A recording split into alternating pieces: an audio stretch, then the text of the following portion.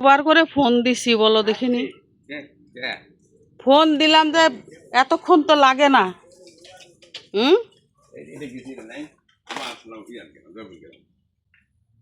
জয়পুর গেছিলা? আরে হাই, আমি করছি যে এতক্ষণ তো লাগে না বাজার নিয়ে আসতে। তা কি নিয়ে আসলা দেখি? ওরে বাবা, তেলাপিয়া মাছ।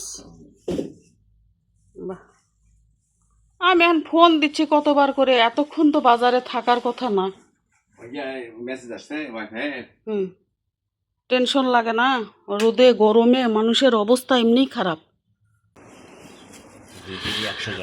এই যে বাজার থেকে মাছ নিয়ে আসলো, অনেকক্ষণ লাগলো, এত রোদ গরম, আর আমি ফোন দিচ্ছি, ফোনটাও পকেটে রাখে ধরেও না।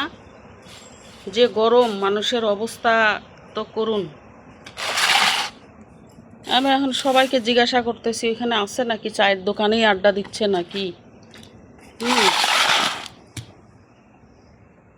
এই যে তেলাপিয়া মাছ নিয়ে আসছে, আজকে আর বাটা নিয়ে আসেনি, অনেক দিন থেকে বাটা খাইয়ে খেয়ে আর ভালো লাগছে। কি পুঁটি কাপ? ও, তো পুঁটি কাপ অল্প করে নিতে পারতা, পুঁটি কাপগুলা ভালোই লাগছিল। ও, একবারে কাকে নিয়ে আসছো, ভালো হয়েছে। আমারও যে অবস্থা, গরমে ঘামে অবস্থা শেষ। তো যা হোক, এ মাছ এখন রান্না করব, ভাত হয়ে গেছে, মাছ ধুয়ে টুয়ে নি। কচুটা কেমন হয়েছে, ভালো? হ্যাঁ,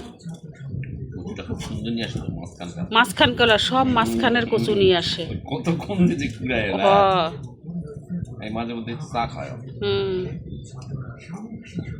ঝাল লবণ সব ঠিক হয়েছে না? আজকে মুসুরির ডাল দিয়ে করলাম না, শুধু কচু করছি, একটু ভর্তার মতন।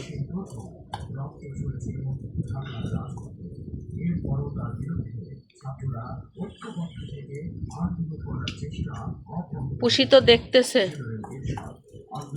পুষি পুষি দেখতেছে। পুষির খাওয়া তো কচুর শাক দিয়ে তো হবে না, কচুর শাক দিয়ে তো।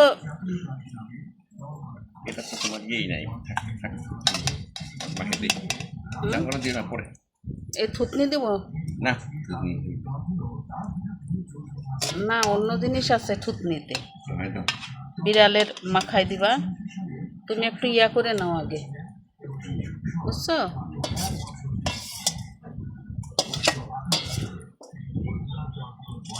পুষির তো ঝোল দিব না এখন।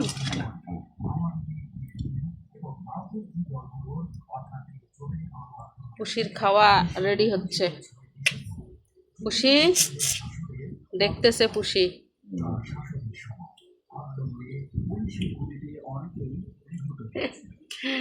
পুষি দেখতেছে। আর ওর সবগুলা দল বাহিনী এখনো আসেনি, ওরা মানে ঘুমাচ্ছে, টের পাইনি।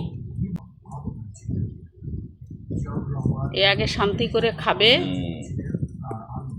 ওর মা, তারপরে হয়েছে।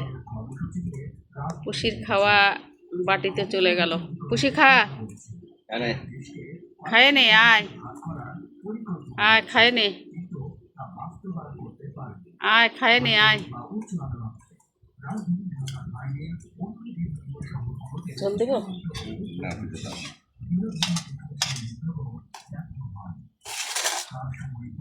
কাঁচা মরিচও দিছি একটু সেন্টের জন্য।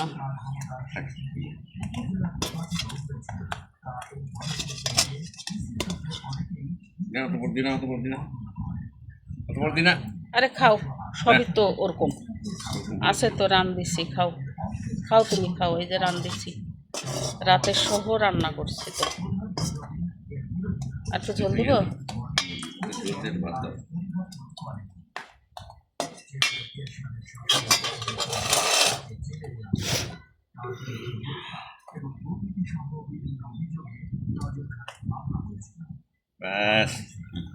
লাগলে নিও। খাও।